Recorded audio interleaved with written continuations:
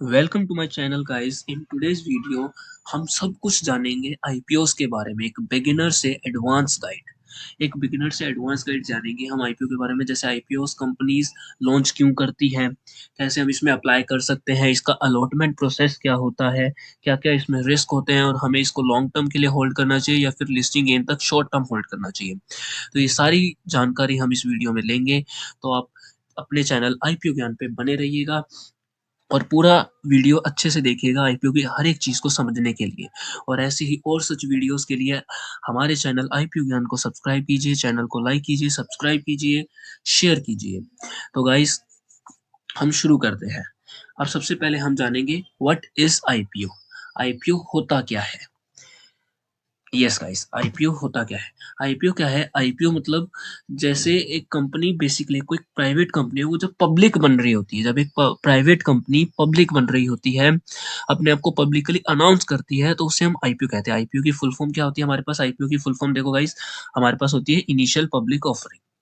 मतलब पहली बार जब एक कंपनी मार्केट में अपने शेयर्स को इंट्रोड्यूस करती है, जिससे मतलब जो हम जैसे लोग हैं, जो पीपल हैं, वो बड़ी-बड़ी इंस्टीट्यूशनल कंपनीज हैं, वो सब इसमें इन्वेस्ट कर सके, इसके शेयर्स में, इसकी कंपनी में इन्वेस्ट कर सके, इसके शेयर्स को होल्ड कर सके। ये लिखा ना, which lists the new company into the market for the first time for collecting funds collect करने के लिए लॉन्च करती है। और वो फंड्स फ्रेश इशू भी हो सकता है और ऑफर फॉर सेल हो सकता है। अब ऑफर फॉर सेल क्या होता है? मतलब कंपनी अपने लिए वो सारा फंड कलेक्ट कर रही है। फ्रेश इशू मतलब कंपनी में वो सारा पैसा इन्वेस्ट करेगी। ऑफर फॉर सेल मतलब जितने भी इस कंपनीज के वो सीईओ, मतलब जितने भी मेंबर्स वगैरह होती हैं, उनमें ये पैसा बांटा जाएगा। लेकिन फ्रेश इशू क्या होता है? कंपनीज वो पैसे ले रही हैं अपनी कंपनी को ग्रो करने के लिए। ठीक है।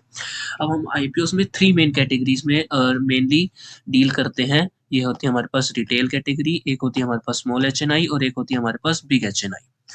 ठीक है। एक हमारे पास क्यूआईबीज भी होती हैं। इन सब के बारे में हम डिटेल आगे वीडियो में जानेंगे।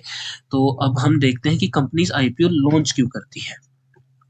That is why companies launch IPO. तो रेस कैपिटल मतलब अपने आप को ग्रो करने के लिए, एक तरह से जितना ज़्यादा कैपिटल इंक्रीज होगा उनका, उतना ही उनका ज़्यादा फायदा रहेगा।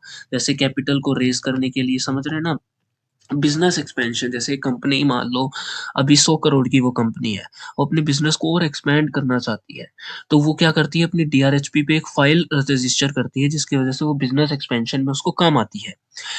मतलब वो आईपीओ उससे अप्लाई कर सकता है, समझ रहे हैं ना हम।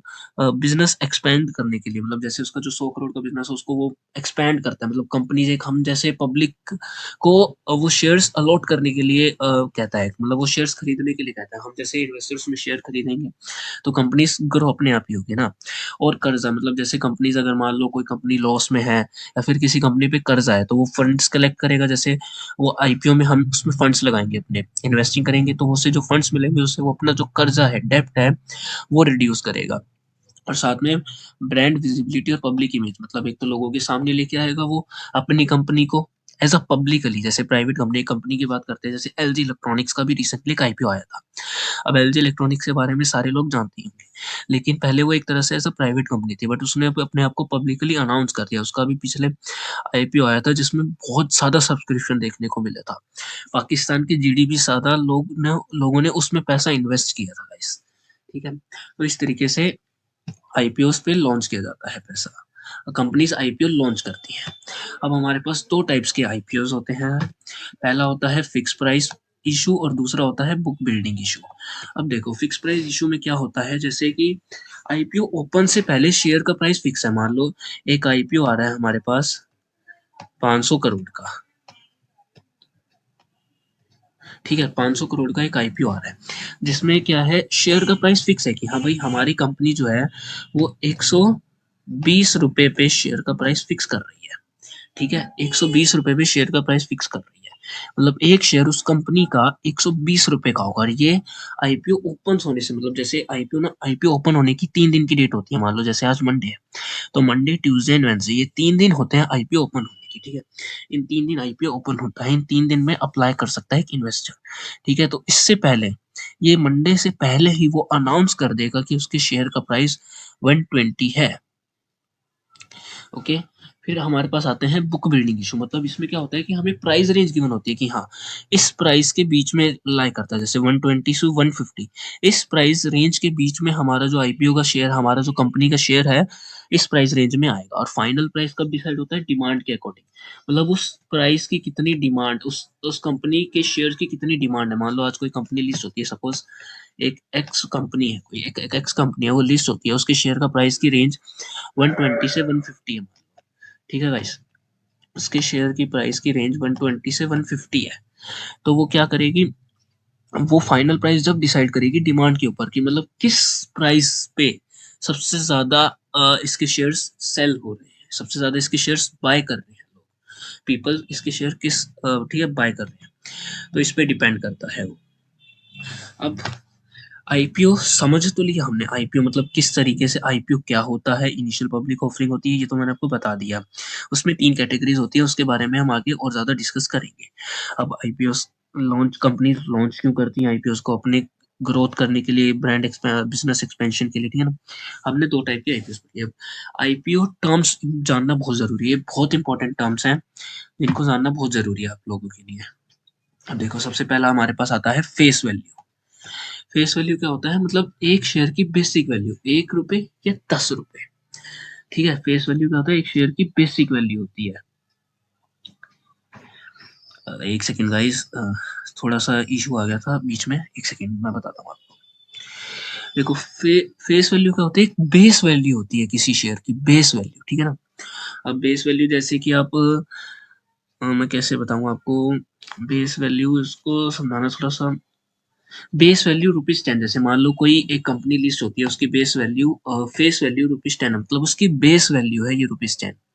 इससे कम में वो आईपीओ उसका शेयर का प्राइस इससे नीचे नहीं आएगा, ठीक है।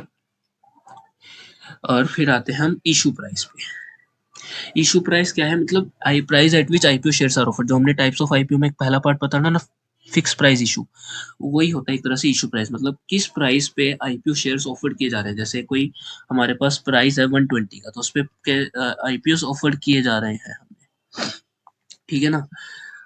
120 का प्राइस है हमारे पास, मान लो, ठीक है। 120 का प्राइस, मतलब आईपीओ शेयर्स कैसे ऑफर किए। लॉट साइज क्या होता है? मतलब एक, जैसे रिटेल इन्वेस्टर्स हम आगे डिस्कस करेंगे, जब उसमें देखेंगे ना कौन कौन अप्लाई कर सकता है। तो रिटेल इन्वेस्टर्स मतलब क्या कर सकते हैं कि एक उसमें अमाउंट गिवन होता है, जैसे एक लॉट में, जैसे मान लो 120 शेयर, 120 का एक शेयर है, तो एक लॉट इस हिसाब से होता है कि उसमें मैक्सिमम अमाउंट हमारा 15,000 बने, तो 125 इंटू 25 शेयर होंगे उसमें, सॉरी उसमें 125 शेयर होंगे।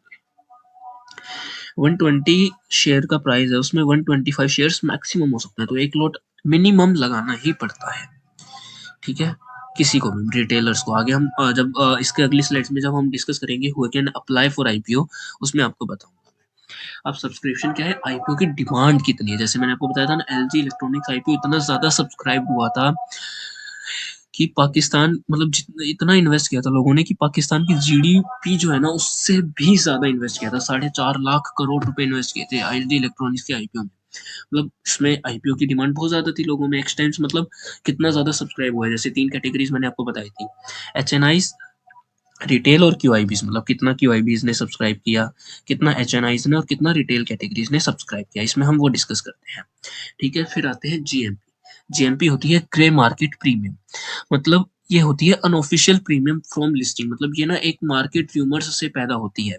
जैसे कोई आईपीओ है, ठीक है, उसका शेयर प्राइस 120 है, तो उसकी जीएमपी अप्रोक्सीमेटली आपको दिखाएगा 30 रुपीज। मान लो अगर उसकी जीएमपी हमें 30 रुपीज दिखाता है, तो वो जीएमपी हमें क्या बताती है कि इस प्राइस के आसपास वो आईपीओ लिस्ट हो सकता है और हमें लिस्टिंग गेन दे सकता है, ठीक है।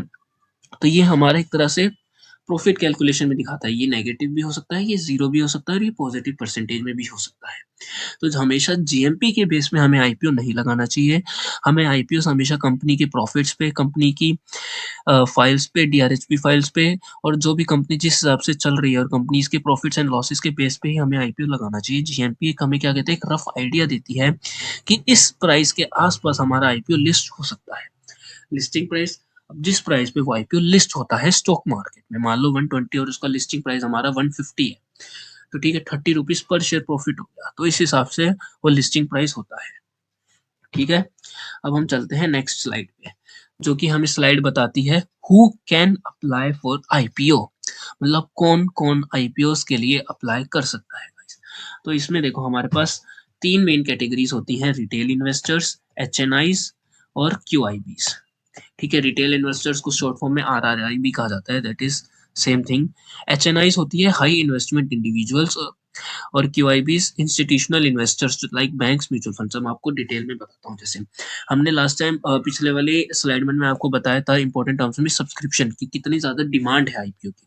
अब जैसे रिटेल इन्वेस्टर जो हम जैसे इन्वेस्टर्स हो गए, जो थोड़ा पैसा इन्वेस्ट करते हैं, मैं आपको एक आईपीओ का वो बताता हूँ क्या होता है। जैसे एक लॉट मिनिमम एक रिटेल इन्वेस्टर लगाता है, ठीक है। अब रिटेल इन्वेस्टर्स का क्या है, वो 15,000, मतलब एक लॉट में वो उसका मैक्सिमम अमाउंट हमारे पास 15K होता है, समझ रहे हैं ना, उसका मैक्सिमम अमाउंट 15K होता है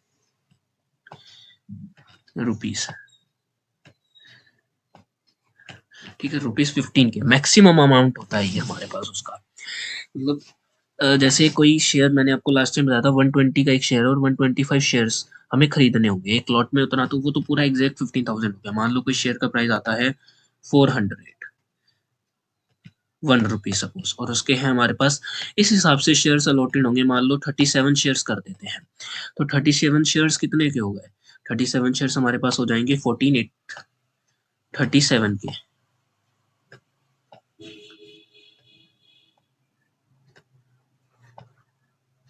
14,837 रुपीज के हो जाएंगे 37 शेयर्स। अब आप सोचोगे 37 शेयर्स ही क्यों है इस लॉट पे। अब सपोज 38 शेयर्स लेते हैं हम, तो 38 शेयर्स लेते तो इसका अमाउंट 15,000 से बड़ा हो जाता, इसका अमाउंट 15,000 से बड़ा हो जाता। और आईपीओ के एक लॉट का प्राइस 15,000 मैक्सिमम हो सकता है, वो वेराई करता है। मान लो किसी शेयर का प्राइस 1100 रुपए है, 1120 रुपए है मान लो किसी शेयर का प्राइस, तो वो शेयर इस हिसाब से ही होंगे, मतलब मान लो 10 शेयर 11,200 के इस हिसाब से होंगे वो। उसमें हमारे पास मैक्सिमम टू मैक्सिमम 12 या 13 शेयर होंगे। अब वो शेयर का प्राइस हमारे पास या तो 13,000 भी हो सकता है और 14,000 भी हो सकता है, मतलब मैक्सिमम 15,000 होगा, उससे नीचे हमारे पास 13-14,000 15,000 के आसपास, मतलब 14 से 15,000 के बीच की ही ज्यादातर रेंज रहती है। अब जैसे इसमें मान लो आप पूछोगे 37 शेयर 36 शेयर्स क्यों, 36 इसमें मान लो फिर 401 माइनस हो जाता, तो ये हो जाता हमारे पास 14,436 रुपीज। लेकिन इसमें एक और शेयर ऐड हो सकते हैं क्योंकि वो मैक्सिमम शेयर्स ऐड करते हैं 15,000 तक। अब इसमें एक और ऐड करेंगे तो वो 15,238 हो जाएगा, बट ऐसा नहीं कर सकते इसमें, इसलिए मैक्सिमम उस हिसाब से शेयर्स होते हैं कि मैक्सिमम 15,000 अमाउंट लगे। अब रिटेल इन्वेस्टर्स कर सकते हैं, रिटेल इन्वेस्टर्स रुपीज 15,000 से लेके वो 2 लाख रुपए तक इन्वेस्ट कर सकते हैं। 2 लाख से ज्यादा अगर कोई इन्वेस्ट करता है तो उसमें एचएनआईज आ जाती है। एचएनआईज में भी दो कैटेगरीज होती है जो हमने फर्स्ट स्लाइड में डिस्कस करी थी, स्मॉल एचएनआईज और बिग एचएनआईज। स्मॉल एचएनआईज वो हो गया जो 2 से 5 लाख रुपए इन्वेस्ट करती है, और बिग एचएनआईज वो हो गया जो उससे ज्यादा इन्वेस्ट करती है। ठीक है, ये भी एक तरह से इंडिविजुअल्स ही होते हैं, मतलब जिनके पास ज्यादा पैसा होता है। ये रिटेल इन्वेस्टर तो हम बजट इन्वेस्टर हो गए, जिनके पास थोड़ा बहुत पैसा है वो इन्वेस्ट कर रहे हैं। एचएनआईज और वो हो गए, मतलब वे भी इंडिविजुअल्स होते हैं, मतलब इनके पास थोड़ा ज्यादा पैसा है। क्यूआईबीज हो गए जैसे बड़े बड़े बैंक्स, म्यूचुअल फंड्स या कंपनीज जो इन्वेस्ट करती है, इनके पास तो बहुत पैसा होता है, ये बहुत ज्यादा, मतलब आईपीओ में करोड़ों, 2 करोड़, हजारों करोड़ रुपए लगाती है, तो इनके मुकाबले तो हम कर ही नहीं सकते ना। तो हम हमारी कैटेगरी आती है एक रिटेल कैटेगरी। ठीक है ना गाइस, हमारी कैटेगरी आती है एक रिटेल कैटेगरी। अब हम आते हैं नेक्स्ट पे कि हम आईपीओ अप्लाई कैसे कर सकते हैं। यस गाइस, हम आईपीओ अप्लाई कैसे कर सकते हैं। देखो सबसे पहले आईपीओ अप्लाई करने के लिए आपके पास एक डीमैट अकाउंट होना चाहिए। डीमैट अकाउंट क्या होता है, कोई भी जैसे ब्रोकर है हमारा, ब्रोकर से डीमैट अकाउंट बनवाना होता है हमारे, सबसे पहले एक डीमैट अकाउंट बनवाना होगा। अब ब्रोकर ऐप क्या होता है, जैसे हमारे जो आपने नाम सुना होगा grow, Zerodha, angel one, Upstox, ये सारे जो है हमारे ब्रोकर हैं। ठीक है, ये हमें एक जैसे इंटरमीडिएट काम करते हैं स्टॉक्स को खरीदने के लिए, बेचने के लिए, म्यूचुअल फंड्स वगैरह सब उसी से खरीदते हैं, जो भी खरीदते हैं ना पीपल वगैरह। ठीक है, अब जैसे हम उसमें से आईपीओ सेलेक्ट करते हैं, उसमें एक कॉलम होता है, मैं आपको नेक्स्ट वीडियो लेके आऊंगा, उसमें मैं आपको स्टेप बाय स्टेप प्रोसीजर बताऊंगा कि कैसे एक आईपीओ को अप्लाई करते हैं और कैसे अलॉटमेंट स्टेटस के लिए वेट किया जाता है उसका। ठीक है, तो इसलिए चैनल को सब्सक्राइब जरूर कीजिएगा। ठीक है गाइस, अब जैसे ये हमारा सेलेक्ट आईपीओ वाला ऑप्शन है, ठीक है, इस हिसाब से करते हैं। सेलेक्ट आईपीओ इन ब्रोकर ऐप, आईपीओ को सेलेक्ट किया, जो भी हमें आईपीओ लगाना है, उसके बाद हमें लॉट क्वांटिटी, हमने मान लो अगर 10 मतलब जितने भी 1-2 लॉट जितने लॉट लगाने हैं, फिर उसमें अपनी यूपीआई आईडी डाल देंगे, बैंक अकाउंट। हमें देखो हमारे पास सबसे पहले डीमैट अकाउंट खोलने के लिए क्या है, डीमैट अकाउंट खोलना भी मैं आपको अगले वीडियो आने वाली वीडियोस में बता दूंगा कैसे डीमैट अकाउंट खोलते हैं। उसके लिए आपके पास पैन कार्ड होना चाहिए और आपकी एज 18+ होनी चाहिए, पैन कार्ड होना ही चाहिए आपके पास, ठीक है, ठीक है, पैन कार्ड होना ही चाहिए। उसके बाद हम पेमेंट मैंडेट को एक्सेप्ट करेंगे, यूपीआई आईडी डाल दी, उसके बाद क्या होगा, उसके 2-3 मिनट बाद, जिस मान लो आपने पेटीएम की या फिर फोन पे कोई भी ऐप की यूपीआई आईडी डाली है, तो वहाँ पे पेमेंट मैंडेट जाएगी, वो पेमेंट मैंडेट हमें एक्सेप्ट करनी है। हमारे अकाउंट से पैसे कभी भी कटते नहीं है, हमारे अकाउंट से पैसे सिर्फ ब्लॉक होते हैं, ठीक है, कभी भी पैसे कटते नहीं है अनटिल एंड अनलेस वो हमारे पास आईपीओ अलॉट ना हो जाए, फिर हम आईपीओ ब्लॉक होते हैं वो पैसे, ठीक है, फिर हम अलॉटमेंट स्टेटस का वेट करते हैं। मान लो अगर कोई आईपीओ मान लो आज मंडे को खुलता है, मंडे ट्यूसडे वेडनेसडे, वो 3 दिन आईपीओ खुलता है, तो उसकी अलॉटमेंट हमारे पास थर्सडे की नाइट को आती है या फ्राइडे की मॉर्निंग में आती है, ठीक है। तो अब आप पूछोगे आईपीओ की अलॉटमेंट चेक कैसे करते हैं, एक तो जैसे मान लो आपने जो ब्रोकर ऐप कर रखा है उसमें ही बता देगा आपको अलॉटेड हुआ है नहीं हुआ है। अगर आपको वैसे जानना है तो कोई स्पॉन्सर नहीं है, एक ऐप है आईपीओ जी करके, 1 मिनट में लिख लेता हूँ, थोड़ा ना इसमें प्रॉब्लम हो रही है लिखने में, उसके लिए मैं आपसे माफ़ी चाहता हूँ गाइस, इसमें थोड़ा ना लिखने में प्रॉब्लम हो रही है, इसके लिए मैं आपसे माफ़ी चाहता हूँ, ठीक है। एक ये आईपीओ जी ऐप है, ये कोई स्पॉन्सर नहीं है, लेकिन हाँ पर्सनली मैं अलॉटमेंट चेक करने के लिए इस ऐप का यूज़ करता हूँ, ठीक है। इस ऐप को डाउनलोड कर लेना, इससे मतलब क्या होता है कि आपको आने वाले आईपीओ की इन्फॉर्मेशन भी जल्दी मिल जाती है, ठीक है।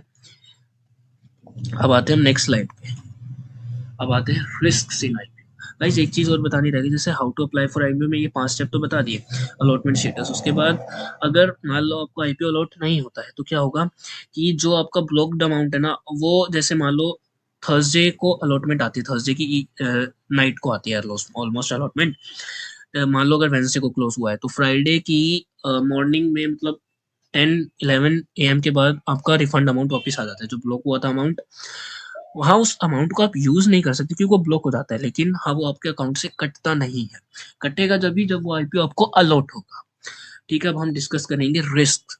अब देखो लोग क्या समझते हैं कि आईपीओ क्या है, रिस्क फ्री है, इसमें कोई भी रिस्क नहीं है, लेकिन ऐसी बात नहीं है क्योंकि हर आईपीओ आपको प्रॉफिट नहीं देगा, लोग यही समझते हैं it is just a type of lucky draw system, lucky draw system नहीं चलता है गाइस आईपीओ में।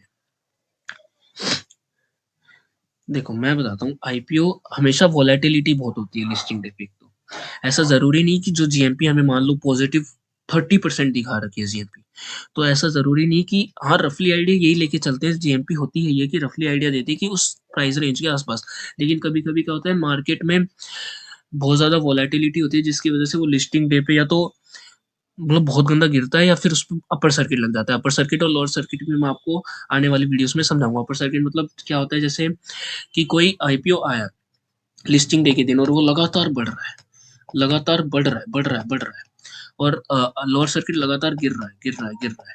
इसमें क्या होता है, लोअर सर्किट में कोई बायर अवेलेबल नहीं होता है और इसमें कोई सेलर अवेलेबल नहीं होता है, इसमें सारे लोग बाय करते रहते हैं, इसमें सारे लोग सेल करते रहते हैं, ठीक है ना।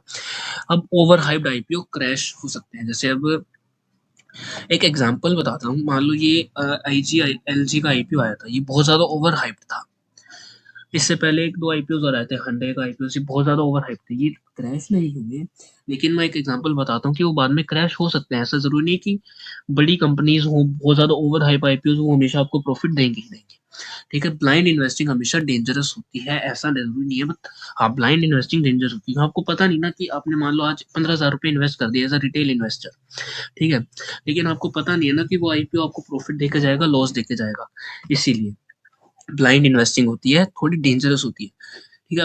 अब पता है लोगों क्या करते हैं हमारे पास से ना, एक इसमें जैसे ये अलॉटमेंट स्टेटस वाला दे रखा है मेरे पास, मतलब ऐसे मैंने बहुत लोगों को देखा है वो कंप्लेन करते रहते हैं कि यार अलॉटमेंट नहीं हुआ मेरे को। देखो allotment basically it's just depend on luck, और एक ट्रिक भी अलॉटमेंट की, वो मैं आने वाली वीडियोज़ में आपको बताऊँगा कैसे करना है, ठीक है? रिस्क हो गया, अब फाइनल डिसीज़न पे आते हैं। कंक्लूज़न, आईपीओ क्या है? आईपीओ देखो हमारे पास एक गुड अपॉर्च्युनिटी है। मैं मना नहीं कर रहा, आईपीओ बहुत अच्छी चीज़ है एक इन्वेस्टर्स के लिए, एक टाइप ऑफ आपको साइड इनकम जनरेट कर सकती है अगर आपको आपको आईपीओ अलॉट हो जाता है।